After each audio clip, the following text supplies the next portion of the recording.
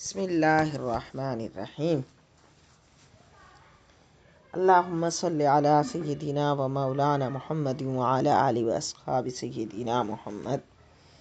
اللہم صلی علی سیدنا و مولانا محمد وعلی آلہ و اصحاب سیدنا محمد۔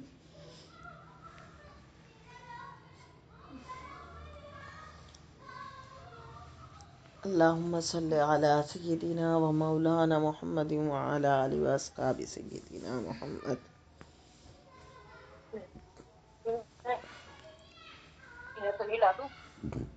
اور جب حضرت یوسف علیہ السلام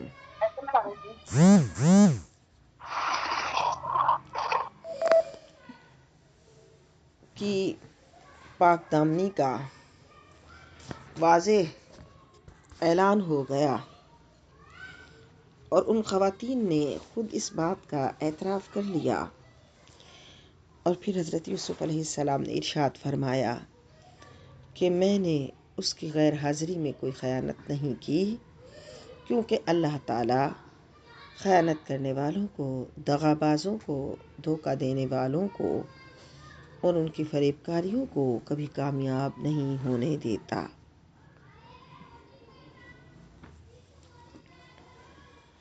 وما ابرئ نفسی، اور میں اپنے نفس کی براءت کا دعویٰ نہیں کرتا۔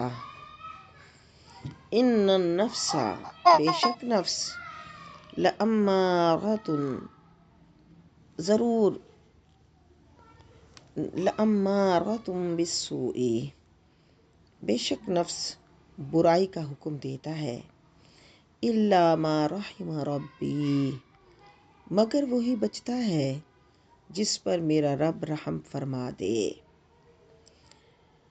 اب چونکہ ایک کہتے ہیں نا واہ واہ ہو گئی، تو ایک بات تھی ان ساری عورتوں نے کہ جن کو بلایا گیا، بادشاہ نے جن کو بلایا، اور یقیناً پھر اپنے دربار میں بلایا، اور اس کے امراء اور وہ سارے جو اس کے صاحب اقتدار لوگ اور سب موجود ہوں گے، اور ان کے سامنے جب عورتوں نے یہ اقرار کیا کہ ہم نے اس نوجوان میں کوئی برائی نہیں دیکھی، اور پھر زلیخا نے اتنا بڑا اقرار کر لیا، عزیز مصر کی بیوی نے، کہ میں نے اس کو اپنے نفس کے لیے اپنی طرف لبھایا تھا۔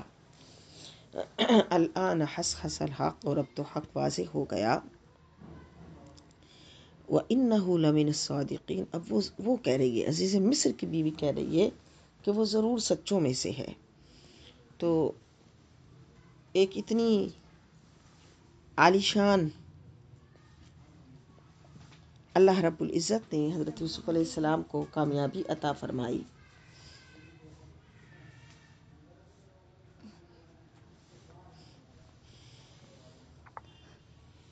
اور ہر طرف آپ کی اس اچھی بات کا شہرہ ہو گیا۔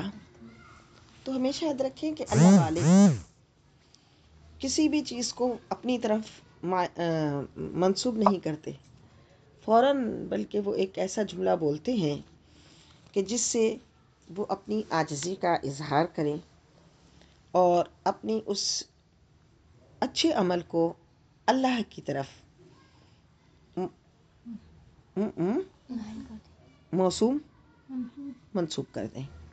تو آپ نے پھر فوراً ارشاد فرمایا، وما ابرئ نفسی، میں اپنی نفس کی براءت کا دعویٰ نہیں کرتا، ان النفس لامارۃ بالسوء، بے شک نفس تو برائی کا حکم دیتا ہے، الا ما رحم ربی، مگر وہی بچتا ہے جس پر میرا رب رحم فرما دے۔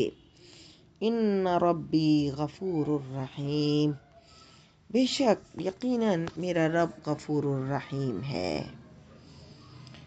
تو حضرت یوسف علیہ السلام نے اپنی اس پاک دامنی کا دعویٰ اپنی طرف منسوب نہیں کیا، بلکہ اللہ کے مقبول بندے اپنے کسی کمال کو اپنی طرف منسوب کرنا گوارا نہیں کرتے۔ ہر خوبی اور ہر کمال کو اپنے رب ذوالجلال کا احسان یقین کرتے ہیں۔ سبحان اللہ۔ بلکہ آپ نے ارشاد فرمایا اس میں میری کوئی خوبی نہیں ہے، میرا نفس تو انسان کا نفس تو اسے برائی ہی کا حکم دیتا ہے، مگر وہی بچتا ہے جس پر اس کا رب رحم کرتا ہے۔ تو اس لیے آپ نے ارشاد فرمایا کہ اس میں میری خوبی نہیں، بلکہ یہ میرے رب کریم کا فضل و کرم ہے کہ اس نے میری دستگیری فرمائی اور مجھے ان مصر کی عورتوں کے دام میں پھنسنے سے بچا لیا۔ اگر اس کی نگاہ میری چارہ سازی نہ فرماتی اور مجھے میرے نفس کے حوالے کر دیا جاتا تو میں پھر ان جذبات کو کیسے یعنی ان جذبات کو بے قابو کر دینے والے ان حالات میں کیسے ثابت قدم رہتا۔ کیوں؟ اس لیے کہ نفس امارہ کی تو عادت ہے کہ وہ گناہ کے خارزاروں میں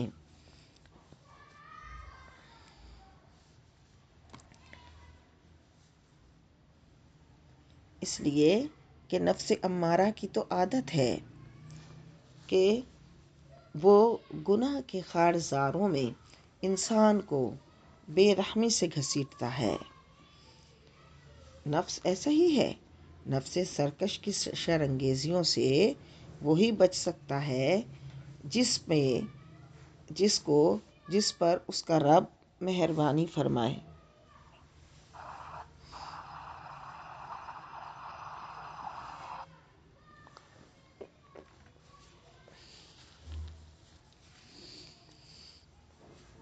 سبحان اللہ۔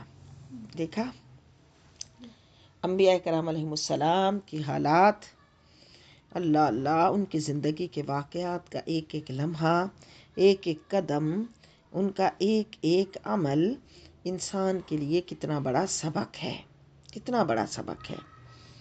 تو آپ نے کہا کہ اگر میں ان صبر آزما اور مشکل آزمائشوں سے کامیابی کے ساتھ گزر آیا ہوں تو سنو، وما ابرئ نفسی، میں اپنے نفس کی براءت کا دعویٰ نہیں کرتا، یعنی یہ میرا کمال نہیں بلکہ یہ میرے رب کا کرم ہے، بے شک اس کا دامن مغفرت بڑا وسیع ہے اور اس کا بحر رحمت بے پایاں ہے۔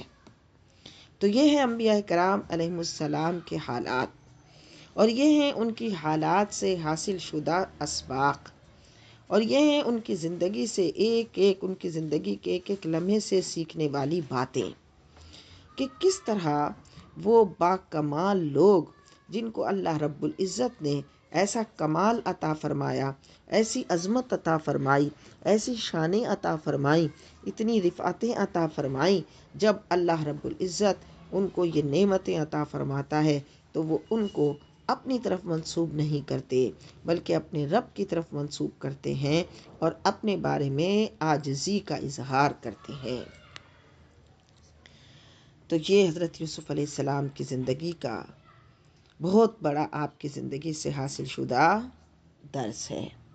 تو کیا ارشاد فرمایا؟ وما ابرئ نفسی، اور میں اپنے نفس کی براءت کا دعویٰ نہیں کرتا کہ اتنے مشکل حالات میں اور ایسے بے قابو ہونے والے جذبات والے حالات میں اللہ نے مجھے استقامت عطا فرمائی۔ ان النفس لامارۃ بالسوء، بے شک نفس تو برائی کا حکم دیتا ہے، الا ما رحم ربی، مگر وہی بچتا ہے جس پر میرا رب رحم فرمائے۔ ان ربی غفور الرحیم، یقیناً میرا رب غفور الرحیم ہے، یقیناً میرا رب غفور الرحیم ہے۔ تو یہ بہت بڑا درس، بہت بڑی سیکھنے کی چیز، اور کیسے انبیاء کرام علیہم السلام کے یہ خوبصورت زندگی کے روشن، قیمتی، پیارے حالات اور واقعات ہیں جو ہمارے لیے بہت بڑی مشعل راہ ہیں۔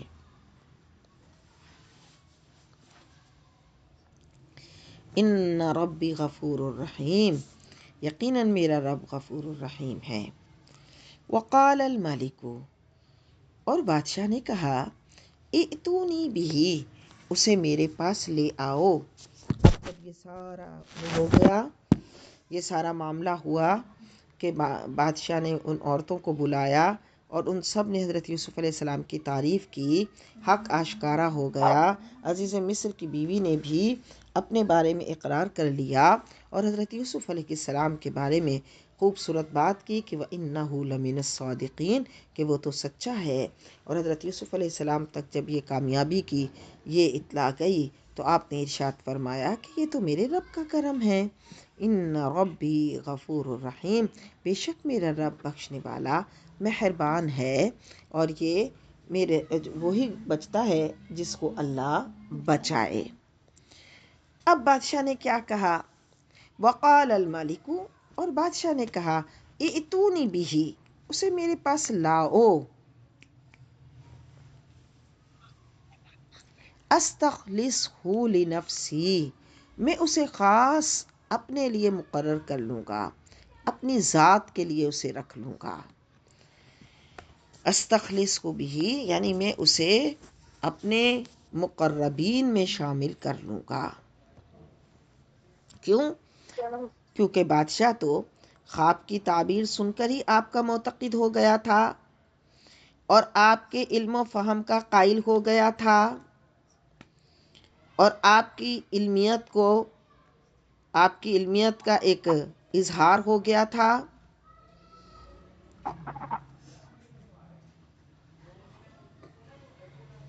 اب جب اس کے سامنے یہ اور معاملہ بالکل واضح ہو گیا اور اس نے آپ کی اعلیٰ ظرفی کا مشاہدہ کیا، آپ کی پاک دامنی کو تو وہ پہلے ہی جانتا تھا، لیکن جب اس کا اتنا بڑا اظہار ہو گیا اور کل تک جو وہ زبانیں جو آپ پر بہتان لگا رہی تھیں، آج وہ سب آپ کی پاک دامنی کے گیت گا رہی تھیں۔ اللہ اللہ اکبر! سچے انسان کی ولی اسے میرے پاس لاؤ۔ اتنی عظیم ہستی وہ قید خانے میں ہے، جس کا علم فہم، جس کی علمی قابلیت اور جس کی دانشمندی، جس کی عقل مندی، اور پھر اب اس کی پاک دامنی کا بھی اتنا واضح اعلان ہو گیا کہ سارا مصر ان کے گیت گا رہا ہے اور ان کی پاک دامنی کی گواہی دے رہا ہے اور ان کے علم و فہم کی داد دے رہا ہے۔ اللہ اکبر! اللہ جب عزتوں سے نوازے تو برے داؤ کرنے والے اور مکر و فریب کرنے والوں کے سارے مکر و فریب خاک میں ملا دے، لیکن پھر ہو وہ اللہ کا مخلص بندہ، اپنے دامن کو رکھے پاک،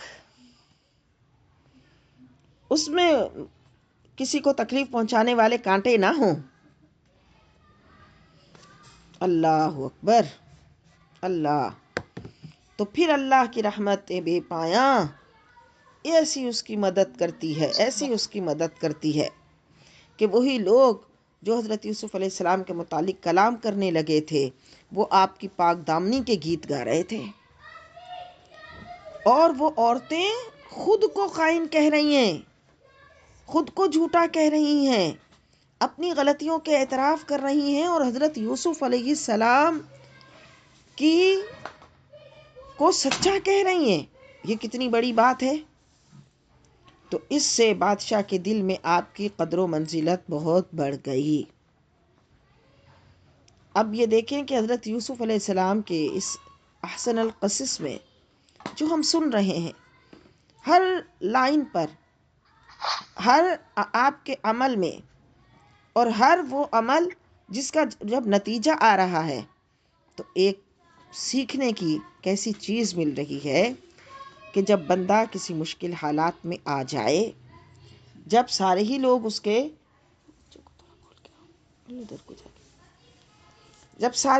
اس کے مخالف ہو جائیں، یا اس پر کتنے بھی الزام لگیں، یا اسے کتنا ہی برا بھلا کہا جائے، لیکن وہ ہو اللہ کا سچا مخلص بندہ، اس کے دامن میں کوئی خیانت کا شائبہ بھی نہ ہو، اللہ رب العزت ایک دن ضرور ایسے حالات لے کر آتا ہے جس سے اس کی قدر و منزلت میں اضافہ ہوتا ہے۔ اللہ، ہم پتہ نہیں پوری زندگی کس اس میں لگے رہتے ہیں، اس چکر میں لگے رہتے ہیں، ہم یہ کر لیں، ہم یوں کوشش کر لیں، ہمارے لیے ہمارا لوگ اعتراف کر لیں۔ نہ بیویوں، بغیر کچھ کیے نہیں ہوتا، کرنا پڑتا ہے، اپنے عمل سے ثابت کرنا پڑتا ہے، اپنی پوری زندگی میں کو اتنا خالص کرنا پڑتا ہے، قربانیاں دینی پڑتی ہیں، وفا کا عہد نبھانا ہوتا ہے۔ اللہ، ان مشکل حالات میں اپنے قدموں کو استقامت کے ساتھ جمانا ہوتا ہے، تو اللہ رب العزت ایک دن وہ ضرور لے کر آتا ہے جب اللہ اپنے اس بندے کی قدر و منزلت کو بڑھاتا ہے، اور اس کے مخالفین بھی اس کی تعریف کرنے پر مجبور ہو جاتے ہیں۔ اور یہی ہم نے اللہ والوں کا وتیرہ دیکھا ہے۔ اللہ والے انبیاء کرام علیہ السلام کی اسی سنت پر عمل کرتے ہیں۔ اللہ والوں کی پوری زندگی یہی ہوتی ہے، اسی خوبصورت معاملے سے تعبیر کرتی ہے کہ خواہ انہیں کچھ بھی کہا جائے کہ یہ کیا کر رہے ہیں، یہ کچھ کوئی نیا کر رہے ہیں، یہ کیا کر رہے ہیں، ان کا کیا طریقہ ہے، لیکن ایک دن اللہ رب العزت وہ لے کر آتا ہے کہ اللہ لوگوں کے دلوں میں بھی ان کی پیار و محبت کو اگا دیتا ہے، اور ان کی قدر و منزلت کو بھی اللہ اپنی مخلوق میں بڑھا دیتا ہے۔ بس بندہ ہو سچا اور مخلص، لہٰذا ہر شکوہ چھوڑ کر، ہر شکایت چھوڑ کر کہ فلاں میرے ساتھ ایسا کرتا ہے، فلاں نے میرے ساتھ یہ کیا، فلاں میرے ساتھ یوں معاملہ کرتا ہے، ہم اپنے اپنے رشتوں میں، اپنے زندگی کے معاملات میں، اللہ کے ساتھ معاملہ نبھانے میں اور اللہ کے بندوں کے ساتھ تعلق نبھانے میں ہم سچے اور مخلص ہو جائیں، اللہ کی مدد ایک دن ضرور آئے گی انشاءاللہ۔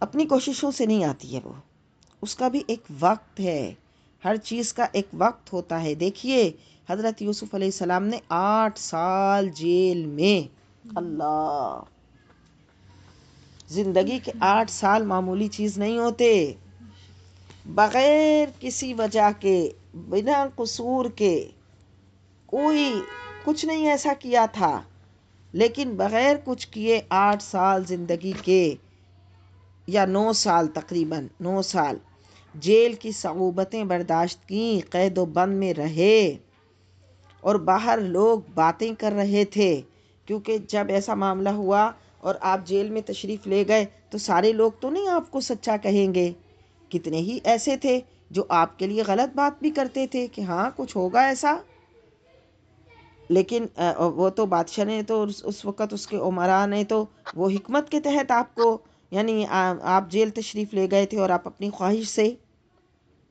لیکن باتیں کرنے والے اور کلام کرنے والے تو ہر طرح کے کرتے ہیں، کیونکہ لوگ تو ہمیشہ حقیقت کے خلاف بات کرتے ہیں، اندر کچھ ہوتا ہے اور لوگ اوپری اور ظاہری معاملے کو دیکھ کر اپنے فیصلے سنا دیا کرتے ہیں اور اپنی زبانیں چلا دیتے ہیں، کیونکہ ان کو تو صرف زبان چلانی ہے، اور ان کو اپنے خیال کی اور اپنے فکر کی کو باہر لے کر آنا ہے، ان کو تو پتہ ہی نہیں ہوتا اندر حقیقت کیا ہے، کس پر کیا بیتتی ہے، کون کس طرح معاملہ کرتا ہے۔ تو ظاہر ہے آپ جیل میں تھے، اور لوگ تو یہی سمجھتے ہیں کہ جیل میں کوئی ملزم جاتا ہے، اور پھر اتنا عرصہ آپ جیل میں رہے، پھر دیکھیے وہ ایک عرصہ گزارا، تو یاد رکھو بیویو، آج جیسے بالکل ہر چیز کے حالات بدل گئے۔ ایک لڑکی سسرال جاتی ہے، وہ کہتی ہے 4 دن میں مجھے سسرال میں اتنی عزتیں مل جائیں کہ سارا گھرانہ میرے گیت گانے لگ جائے۔ ارے بی بی، تو ایک نئے گھر میں گئی ہے، تو جاتے ہی سب کو نہیں بدلے گی، پورے گھر والوں کو، پورے ٹبر کو، ان کے پورے حالات کو، ان کے ماحول کو تو نہیں بدلے گی، بلکہ پہلے تجھے اس ماحول میں ڈھل کر حکمت کے ساتھ اچھے معاملات کو رائج کرنا ہوگا، لوگوں کو اللہ اچھائی کی طرف لانا ہوگا، ان کے اندر دین کی محبت ڈالنی ہوگی، پھر ایک دن آئے گا کہ اللہ تعالیٰ ان سب کو تمہارا معاون بنا دے گا۔ یہ نہیں کہ پھر ان کو دیکھ کر اپنی بھی راہ چھوڑ دو، یا پھر یہ کرتی ہیں کہ اپنی بھی راہ چھوڑ دیتی ہیں، کہ اگر خود اچھا کر رہی ہیں، دین پر عمل کر رہی ہیں، تو وہاں گئیں اور تھوڑی سی اس پر کہ نہیں لوگ کیا کہیں گے، یہ کیا ہوگا، ان کو خوش کرنا ہے، فلاں کو خوش کرنا ہے، تو اپنی بھی اچھائیاں چھوڑ دو۔ تو اپنی اچھائیاں چھوڑ کر کبھی کچھ حاصل نہیں ہوتا، بلکہ اپنی اچھائیوں پر قائم رہ کر، اپنی اچھائیوں کو بڑھا کر، اپنی اچھائیوں کو اور اچھا کر کے، اور سارے مشکل حالات کو برداشت کر کے استقامت کے ساتھ سچا، کھرا اور باوفا بن کر رہنا ہوتا ہے۔ اللہ رب العزت پھر ایک دن بلاتا ہے جب اللہ تعالی لوگوں کے دلوں میں قدر و منزلت بڑھا دیتا ہے۔ سب کچھ پلیٹ میں نہیں ملتا کہ ایک پلیٹ میں رکھ کر آپ کو عزت بھی مل گئی، ایک پلیٹ میں رکھ کر آپ کو محبت بھی مل گئی، ایک پلیٹ میں رکھ کر آپ کو وفا کا تحفہ بھی مل گیا۔ ایسا نہیں ہوتا۔ ہر چیز کو حاصل کرنے کے لیے محنت کرنی پڑتی ہے، جاں گسل لمحات سے گزرنا پڑتا ہے، مشقت برداشت کرنی پڑتی ہے، تکلیف دہ مراحل سے گزرنا پڑتا ہے، اور لوگوں کی باتوں کو بھی برداشت کرنا پڑتا ہے۔ کیونکہ حضرت یوسف علیہ السلام کے لیے 9 سال جب آپ جیل میں تھے، لوگوں نے کیا کیا باتیں کی ہوں گی کہ کیا ہوا، کیسے ہوا، کیا کیا لوگوں نے کلام کیا ہوگا۔ تو لوگوں کی باتوں کو بھی برداشت کرنا پڑتا ہے، اور وہ باتیں اس وقت انسان کے مخالف ہواؤں میں چل رہی ہوتی ہیں، موافق نہیں، ان سب کو برداشت کرنا ہوتا ہے۔ لیکن بندہ جب اپنا معاملہ اچھا رکھتا ہے، درست رکھتا ہے، اور اپنے معاملے کو خالص کرتا ہے، اللہ رب العزت ضرور ایک دن لے کر آتا ہے انہی لوگوں کی زبانیں، لوگوں کی تو زبانیں آج آپ کے مخالف چل رہی ہیں، اللہ چاہے تو ان کو آپ کی موافقت میں چلائے۔ لوگوں کے تو دل ہیں اگر آج آپ کے لیے کسی ویسے اس کے ساتھ بھرے ہوئے ہیں، تو اللہ چاہے ان میں اپنی محبت عطا کر دے۔ یہ تو لوگوں کے قلوب ہیں، اللہ جدھر چاہے ان کو پھیر دے۔ آج آپ اپنے آپ کو بے بس محسوس کر رہے ہیں، اللہ کل ایسے حالات لے آئے، انہی لوگوں کو آپ کی قوت بنا دے۔ آج آپ کو ایسا لگ رہا ہے کہ آپ کی کوئی عزت نہیں ہے، ایک دن ایسا آئے کہ اگر آپ اپنے معاملات میں سچے اور کھرے ہیں، آپ اپنی جان لگا دیں اپنے معاملات کو اچھا کرنے میں، ایک دن آئے گا اللہ رب العزت آپ کے معاملات کی درستگی کے ساتھ جب ان کے نتیجے سامنے آئیں گے، تو اللہ رب العزت خود ہی خود لوگوں کے دلوں کو، زبانوں کو پھیر دے گا، اور اللہ آپ کی محبت اور آپ کی قدر و منزلت لوگوں کے دلوں میں بڑھا دے گا۔ یہ ہے حضرت یوسف علیہ السلام کے اس احسن القصص سے سبق۔ ہر عمل پر دیکھیے سبق ہے کہ جب اللہ نے پھر یہ عزتیں عطا کی، تو آج کے جو سبق شروع ہوا، وما ابرئ نفسی، ارے نہیں، یہ جو مجھے بچایا ہے میرے رب نے بچایا ہے، اس میں میرا کمال نہیں ہے۔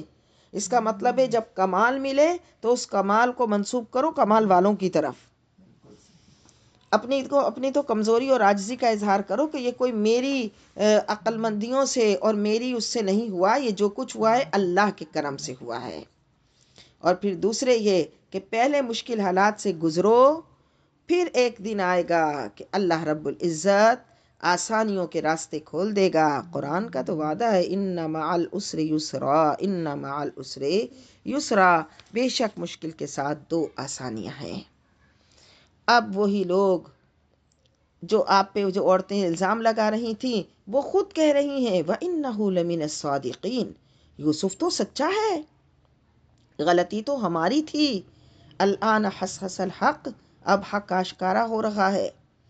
اور پھر لوگ بھی جو کل تک آپ کے لیے مختلف باتیں کر رہے تھے، وہ سارے لوگ آپ کی پاک دامنی کے گیت گانے لگ گئے، اور لوگوں کے دلوں میں آپ کی محبت، قدر و منزلت اتنی بڑھ گئی کہ اب یہ جو بادشاہ تھا، اس نے پہلے تو آپ کے جب آپ نے خواب کی تعبیر بتائی تھی، اس مسئلے کا حل بتایا تھا، تو وہ آپ کے علم کا معترف ہوا تھا۔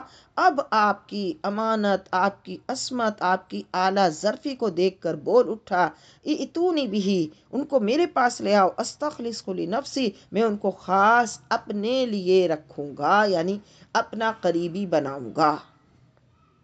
اللہ اکبر، اللہ اکبر، یہ ہے شان والوں کی۔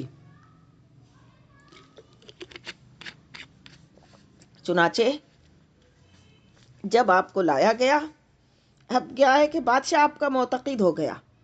پہلے اب اس تصور میں بھی جائیں، اس سینیریو کو دیکھیں کہ آپ بادشاہ کے گھر میں رہ رہے تھے، اور بادشاہ تو آپ کو اپنا بیٹا بنانا چاہتا تھا، اور بادشاہ تو آپ سے کوئی دنیاوی نفع حاصل کرنا چاہتا تھا، اس کے سامنے آپ کی یہ علمی قابلیت، یہ عصمت، یہ امانت، یہ آپ کی اعلیٰ ظرفی، یہ آپ کی اچھی تدبیر، عقل مندی، یہ سارا کچھ تو اس کے سامنے واضح نہیں تھا۔ اور کیا پتا نہ ہوتا اگر آپ اسی کے گھر میں رہتے رہتے۔ اللہ کی قدرت، اب دیکھیے کہ یہ جو حالات ناسازگار ہوئے، یہ جو حالات و واقعات ہوئے، ان حالات و واقعات میں آپ اس سے دور ہوئے اور یہ سارا معاملہ ہوا۔ پھر جب اس معاملے کا نتیجہ ظاہر ہوا تو اب جب بادشاہ آپ کو بلا رہا ہے تو اب ایک صرف یوں نہیں کہ یہ میرے گھر میں رہتے تھے یوں کر کے نہیں، اب وہ آپ کو کس طرح بلا رہا ہے؟ بڑی عزت و تکریم سے بلا رہا ہے۔ سبحان اللہ، واہ مولا، واہ مولا۔ اس کا مطلب ہے انسان کی زندگی میں جو مشکل حالات آتے ہیں وہ بھی اس کی عزت اور شان کو بڑھانے کے لیے آتے ہیں۔ بس بات یہ ہے کہ وہ کیا کرے؟ صبر کرے اور اپنے معاملات کو درست کرے۔ اللہ، اب جب آپ کو لایا گیا، اس نے بڑی عزت و تکریم کی، آپ کو اپنے ساتھ تخت پر بٹھایا اور اس کے بعد آپ سے مصروف گفتگو ہوا، اور وہ گفتگو سیاسی حالات پر تھی، ملکی مسائل پر تھی اور آنے والے معاشی بحران کے متعلق ہوئی۔ اللہ، اگر اسی طرح آپ اس کے گھر میں رہتے رہتے تب تو اس کی توجہ بھی اس طرف نہ جاتی کہ میں کوئی ان سے بھی اس معاملے میں مشورہ کروں۔ اللہ تو بھی کتنی شان والا، اللہ تو کتنی قدرت والا، لیکن اپنی صلاحیتوں کے اظہار کے لیے جیل خانے جیسی صعوبتیں برداشت کرنی پڑتی ہیں، تب یہ حالات آتے ہیں۔ اللہ اکبر۔ تو پھر آپ کو لایا گیا، اس نے بہت آپ کی عزت کی اور ملکی حالات پر آپ سے گفتگو کی، اور پھر جب آپ نے بڑے خوبصورت اس کے ساتھ یہ گفتگو فرمائی، اس کو اچھے مشورے دیے اور اس کے لیے اس کو ان ملکی مسائل سے متعلق اچھی، یعنی جب اس کے سامنے وہ امور آئے تو قالا، اس نے کہا، انکا، بے شک، الیوم، آج کے سے، لدینا، ہمارے ہاں، مکین امین، آپ بہت محترم بھی ہیں اور قابل اعتماد بھی ہیں۔ سبحان اللہ، ایک ایک لفظ سیکھنے والا۔ اب وہ وقت آیا ہے کہ اس نے کیا کہا؟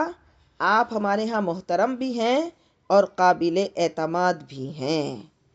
تو ایسے ہی نہیں یہ اعتماد قائم ہوتے، یہ بڑی قربانیوں سے ہوتے ہیں، بڑے معاملات سے ہوتے ہیں۔ تو پھر اس نے آپ کو پیشکش کر دی کہ آپ پوری جو اس کی وزارت مال اور وزارت خارجہ اور وزارت مال کا اس نے آپ کو عہدہ دے دیا، اور حضرت یوسف علیہ السلام نے پھر اس بادشاہ کی مملکت میں وزارت مال اور وزارت خارجہ کا، خزانہ کا چارج سنبھال لیا۔ وزارت خزانہ اور وزارت مال، وزارت خزانہ اور وزارت مال کا چارج سنبھال لیا۔ یہ بہت بڑی بات ہوتی ہے کہ پورے ملک کا جو دار و مدار ہوتا ہے وہ ہوتا ہی معاشی استحکام پر ہوتا ہے، اور آپ کو اس پورے ملک کا جو جتنا مال، ہول سول، جو کچھ ہے، اس سب کا آپ کو عہدہ عطا کر دیا گیا، مالک بنا دیا گیا۔ یوں کہہ لیجئے کہ شاہ مصر نے آپ کو ہر قسم کے اختیارات دے دیے کہ آپ جیسے چاہیں آزادی کے ساتھ اپنے فرائض انجام دینے کی قدرت رکھتے ہیں۔ تو اس نے کہا، انکا، بے شک آپ، الیوم، آج کے دن، لدینا، ہمارے سامنے، مکین امین، محترم اور قابل اعتماد ہیں۔ قالا، تو آپ نے فرمایا، اجعلنی علی خزائن الارض، تو پھر مجھے مقرر کر دے زمین کے خزانوں پر، کہ بھئی تو مجھے اختیار دے گا تو ظاہر ہے میں کچھ کروں گا۔ اور اس کا مطلب یہ بھی پتہ چلا کہ جب آپ چونکہ مالی امور میں مہارت رکھتے تھے، اللہ اکبر، آپ نے ارشاد فرمایا، مجھے معلوم ہے کہ دولت کو کس طرح مفید اور نفع بخش مقاصد کے لیے استعمال کیا جا سکتا ہے، اور کس طرح ناجائز اور بے مقصد مصارف سے بچایا جا سکتا ہے۔ اس لیے بہتر ہے کہ تو مجھے مال و خزانہ کا وزیر مقرر کر دے۔ کیا بات ہے! یہ پوری ایک ملک کو چلانے کی اسٹریٹجی ہے۔ یعنی میں ناجائز اخراجات سے خزانے کی حفاظت کر سکتا ہوں۔ اس کا مطلب ہے ناجائز اخراجات گھر کے بجٹ کو خراب کرتے ہیں، ملک کے بجٹ کو خراب کرتے ہیں، اگر کوئی ادارہ ہو تو اس کے بجٹ کو خراب کرتے ہیں۔ اس کا مطلب ہے سب سے پہلے آپ ناجائز اخراجات پہ کنٹرول کریں۔ اب دوسرا اصول کیا ہوگا کہ مفید اور نفع بخش مقامات پر خرچ کریں۔ آج یہی اصول ہٹ گیا ہے گھروں سے۔ اگر تھوڑے عرصے پہلے جھانکیں تو جب گھر میں جو خواتین ہوتی تھیں ان کی اسٹریٹجی یہی ہوتی تھی کہ وہ کیوں مناسب سا سالن بنایا، کبھی مہمان آئے تو اپنے بچوں کو وہ نہیں دیا بلکہ مہمانوں کو مہمانوں کے مطابق دیا، اپنے گھر والوں کو گھر والوں کے مطابق دیا، اپنے گھر کے بجٹ کو کنٹرول کیا، اپنے بچوں کے کپڑے بنانے میں، اپنے گھر کو چلانے میں وہ ایک ایسے اپنے اصول بناتے تھے کہ مناسب بچت بھی کرتے تھے اور مناسب طریقے سے کفایت شعاری سے مضبوط اس پر ایک خوشحالی کے انداز میں اپنے گھر والوں کو لے کر چلتے تھے۔ یہ نہیں کہ کوئی کسی چیز سے محروم ہوتا تھا، ملتا بھی سب کو تھا، لیکن بڑے ایک طریقے اور سلیقے سے اور ایک انداز سے سب کچھ ملتا تھا۔ اور اب بے طریقہ ملتا ہے، اب بے طریقہ خرچ ہوتا ہے۔ یوں ہوا ہاں بچوں کو اب یہ دلا دو، اب ذرا ہوا اب بچوں کے لیے یہ لے آؤ، یہ ہوا اب بچوں کے لیے یہ لے آؤ، اور وہ بچے نہ ان چیزوں کی قدر کرتے ہیں، نہ ان چیزوں کی اہمیت کو سمجھتے ہیں، اور نہ ہی وہ اپنے ماں باپ سے وہ محبت کرتے ہیں جو محبت ان کفایت شعاری کرنے والے ماں باپ کی اولاد کیا کرتی تھی۔ کیونکہ جب وہ اپنے مال کو صحیح طریقے سے خرچ کرتے تھے تو اللہ کی قدرت ہے، اللہ کی شان ہے کہ اللہ تعالیٰ ان بچوں کے دل میں خود بخود ماں باپ کی وقت اور نعمتوں کی قدر عطا فرما دیتا تھا۔ اس کے لیے کوئی ہماری امیاں ہم کو کوئی لمبے لمبے لیکچر نہیں دیتی تھیں، ہم تو اب لیکچر دے دے کے تھک جاتے ہیں، لیکن جب لیکچر نہیں دیے جاتے تھے ان کی سچی نیتیں، ان کے عمل اور ان کی اسٹریٹجی اور ان کے گھر کو چلانے کا نظام خود ایسا ہوتا تھا جو بچوں میں اس چیزوں ان نعمتوں کی قدر دے دیتا تھا۔ اللہ اکبر! کیسی خوبصورت بات! یعنی آپ نے فرمایا میں ناجائز اخراجات سے خزانے کی حفاظت کر سکتا ہوں۔ تو سب سے پہلا اصول ملک کو بھی چلانے کا، گھر کو بھی چلانے کا، یہ ناجائز اخراجات پہ کنٹرول۔ یہ نہیں کہ ادھر پیسے آئے لٹا دو۔ ذرا سے بیویوں کے ہاتھ میں پیسے آتے وہ کہتی ہیں بس اب آ گئے، اتنے خوش ہو۔ مرد بھی بعض ایسے ہی ہوتے ہیں، وہ پیسے آئے وہ اتنے دیوانہ وار نثار ہوتے، چلو بھائی اب یہ لے لو، اب فلاں کر لو، اب یوں کر لو۔ وہ ایک دم گئے، سارا خرچ کیا اور تھوڑے دن بعد پھر خالی ہاتھ بیٹھے۔ تو یہ جو اصول ہے یہ اصول بالکل غلط ہے کہ آپ کے پاس جیسا آیا اور آپ نے جا کر لٹا دیا۔ ایک ذرا سی کسی کی شادی آئی تو آپ کو فوراً یہ احساس ہوا ہاں بچوں کے پاس تو یہ نہیں ہے، یہ نہیں ہے، یہ نہیں ہے، بجائے اس کے کہ جو کچھ بچوں کے پاس ہے گھر میں موجود ہے اس سے ہی ان کی سیٹنگ کر کے ان کا گزارا کروایا جائے۔ معمولی سی دور پرے کی شادیوں میں، دور پرے کی تقریب میں چلو اب یہ چلو جاؤ، اور ڈائریکٹ آپ نے ایک چھوٹی سی بچی کا 10,000 کا سوٹ لے آتے ہیں لوگ جا کر۔ ابھی وہ ایک چھوٹی سی بچی ہے، وہ 10,000 کا سوٹ پہن کر کون سا اسٹیٹس دکھائے گی؟ وہ چھوٹی سی بچی 5,000 کا سوٹ پہن کر کون سا اسٹیٹس دکھائے گی؟ اس کو تو آپ جو کچھ گھر میں اس سے ہی مناسب سا اچھا سا اس کا گزارا کروائیں، اس کو خوش کریں کہ بیٹا دیکھیں آپ کتنی پیاری لگ رہی ہیں، اس میں کتنا اچھا ہے، اور آپ اسی سے بچت کریں، اس کو اچھی جگہ پہ خرچ کریں۔ اس لیے کہ جب بھی آپ ایک ایسی ایج والے بچوں پر اتنا بے تحاشا خرچ کرتے ہیں کہ جس کی ایج میں بڑھوتری ہے، اگلے سال اس کو وہ سوٹ چھوٹا ہو جائے گا، وہ 2-4 دفعہ پہنے گی اور پھر آپ کو وہ سوٹ اٹھا کر کسی کو دینا ہوگا۔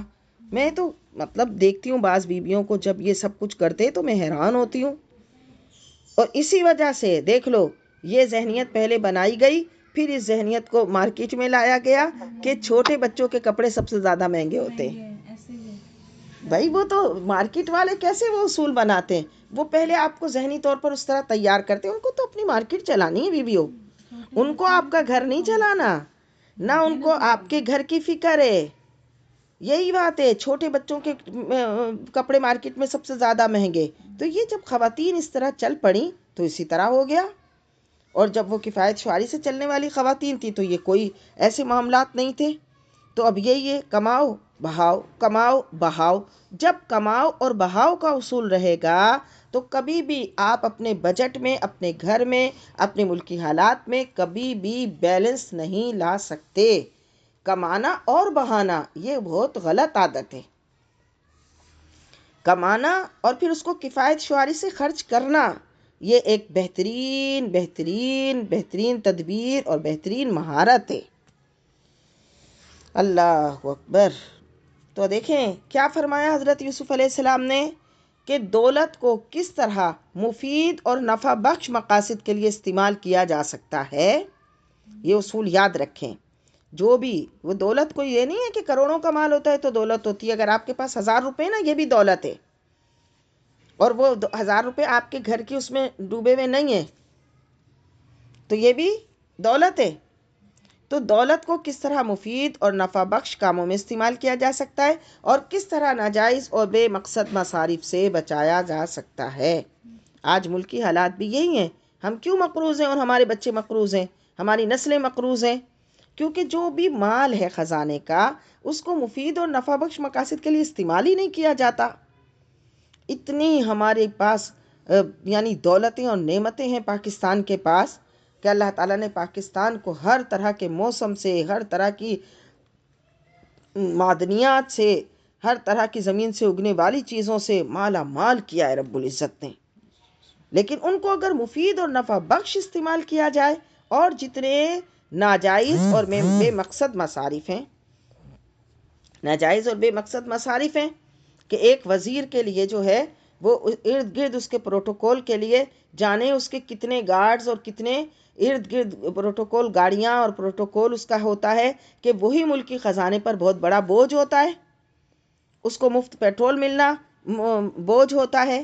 ایک غریب آدمی تو پیٹرول ڈلوائے اور ایک امیر آدمی جو اگر صرف ایک قومی اسمبلی میں کا ممبر بن گیا وہ جب پیٹرول پمپ پہ جائے تو اس کو اس کی مفت کی سہولت مل جائے، حالانکہ وہ تو لاکھوں میں کما رہا ہے. تو یہ سب جب چیزیں ہو جاتی ہیں تو معاشرہ ایسی بدحالی کا اور ایسے استحصال کی طرف چلا جاتا ہے کہ جس میں اگرچہ وہ انتظامی امور چلانے والے لوگ ہوتے ہیں لیکن اس کی سزا بیویوں پوری قوم کو بھگتنی پڑتی ہے. اور اسی طرح یہ بات ہے کہ جب وہ ابو کماتے تھے اور وہ اس طرح حسن تدبیر سے گھر کو لے کر چلتے تھے کہ تھوڑے سے خرچ میں ماشاء اللہ گھر بھی بنتے رہتے تھے، شادیاں بھی ہوتی رہتی تھیں، معاملات بھی ہوتے رہتے تھے، مہمان آئے تو ان کے لیے اچھا اہتمام بھی ہوتا تھا. تو وہ سب کیسے ہوتا تھا؟ مفید اور نفع بخش مقاصد کے لیے مال کو استعمال کرنا اور ناجائز اور بے مقصد مصارف سے بچایا جانا. اگر یہ نہیں ہوتا تو آج یہ مارکیٹیں ماہ رمضان میں اتنی نہ بھری ہوتی کہ اللہ معاف کرے، استغفر اللہ، کہ لگتا ہے پوری دنیا مارکیٹس میں ہی گھوم رہی ہے. یعنی مارکیٹ میں گلیاں بازار بھرے ہوئے ہیں، حالانکہ رمضان بازاروں کی رونق بننے کا مہینہ نہیں ہے. ارے ماہ رمضان تو اپنی نیکیوں کی رونق کو بڑھانے کا مہینہ ہے کہ انسان اپنی نیکیوں کی رونق کو بڑھائے، اپنی نیکیوں میں اضافہ کرے، اپنے اندر روحانیت کو بڑھائے. بازار تو ایسی گندی جگہ ہے کہ جو فرمایا کہ بازار میں شیطان جھنڈا لے کر بیٹھتا ہے.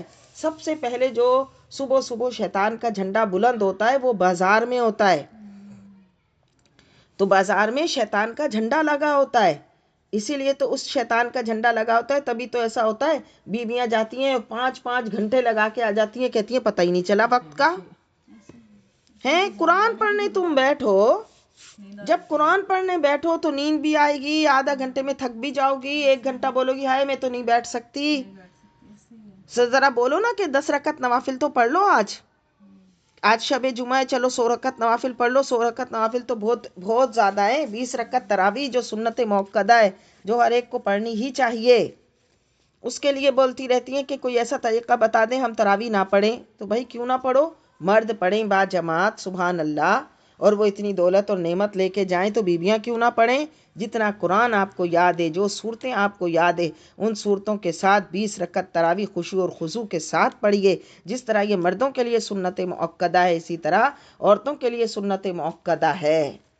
اور ثواب کتنا کہ جس نے ماہ رمضان کی راتوں میں سجدہ کیا، اللہ تعالیٰ اس کو ہر سجدے کے عوض ایسا محل عطا فرمائے گا جس کے دونوں پٹ سونے کے ہوں گے۔ لو بتاؤ، پوری زندگی کروڑوں روپیہ جمع کر کے بھی ایسا محل نہیں بنا سکتے، لیکن ماہ رمضان کی راتوں میں محنت کر لیجئے تو ایسے محل مل جائیں گے، سبحان اللہ، سونے کے محل مل جائیں گے۔ تو ماہ رمضان قرآن کی تلاوت کرنے، ذکر اذکار کرنے، ورنہ کم از کم اپنے آپ کو یکسو کرے، یعنی بازاروں میں لوگوں کی ہجوم سے خود کو روکے کہ جو اس کی ایک ہوتی ہے باطنی یکسوئی۔ دیکھیں، سب کچھ یہ نہیں ہوتا کہ آپ بہت زیادہ عبادت کر رہے ہیں، بلکہ ایک انسان کے لیے ایک مرحلہ ایسا ہوتا ہے جس میں اس کو باطنی یکسوئی کی ضرورت ہوتی ہے، یعنی وہ منتشر خیالی سے خود کو بچائے، وہ برے اس سے خود کو بچائے، غلط صحبت سے خود کو بچائے، یعنی اس کی طبیعت میں ایک یکسوئی آ جائے۔ وہ یکسوئی، آپ نے ایک پارہ پڑھ لیا بازار بھاگ گئے، ایک پارہ پڑھ لیا رشتہ داروں کے ہجوم میں بیٹھ گئے، ایک پارہ پڑھ لیا آپ پھر اپنی دنیا میں مگن ہو گئے، اس طرح نہیں۔ باطنی یکسوئی یہ ہوتی ہے کہ بندہ کچھ عرصے کے لیے خود کو الگ تھلگ کر کے اپنا دھیان، اپنا دھان مان پان سب اللہ کی طرف لگا دے، اور اس کا ذہن مختلف آنے والے خیالات سے، اب یہ ہے اس کا مفہوم، مختلف آنے والے خیالات سے بچ جائے۔ یہ ذہنی یکسوئی طبیعت میں نشاط پیدا کرتی ہے، یہ ذہنی یکسوئی روحانیت کے لیے بہت ضروری ہے، اس سے روحانیت بڑھتی ہے۔ روحانیت چاہتی ہیں تو اس سے روحانیت بڑھتی ہے۔ روحانیت ایسے نہیں بڑھتی کہ بس دن میں روزہ رکھ لیا تو کافی ہو گیا، صرف دن میں روزہ رکھ لیا تو صرف دن میں روزہ رکھنا، بھوکا پیاسا رہنا کوئی وہ نہیں ہے، کوئی بڑا کمال نہیں ہے بھوکا پیاسا رہنا۔ جبھی تو کہہ دیا کہ جو غلط کام نہ چھوڑے اور پھر روزہ رکھے، اللہ کو اس کے بھوکا پیاسا رہنے کی کوئی حاجت نہیں۔ تو اللہ رب العزت ہم سب کو، اللہ کیسے دیکھتے ہی دیکھتے پہلا عشرہ دوسرا عشرہ گزر گیا، یہ مغفرت کا عشرہ گزر گیا۔ اللہ تعالی ہم سب کو رمضان کی رحمتوں سے، برکتوں سے، اس کے خوبصورت لمحات سے مالا مال فرمائے۔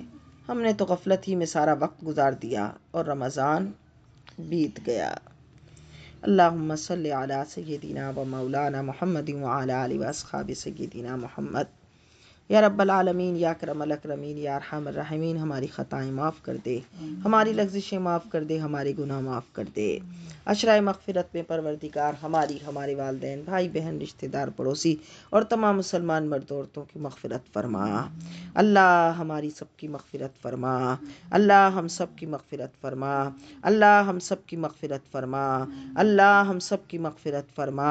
اللہم اغفر وارحم وانت خیر الراحمین، اللہم اغفر وارحم وانت خیر الراحمین۔ اللہ ہمارے آقا صلی اللہ علیہ وسلم کی ساری امت کی مغفرت فرما، تمام مسلمان مردوں عورتوں کی مغفرت فرما، جو دنیا سے گزر چکے ان سب کی مغفرت فرما۔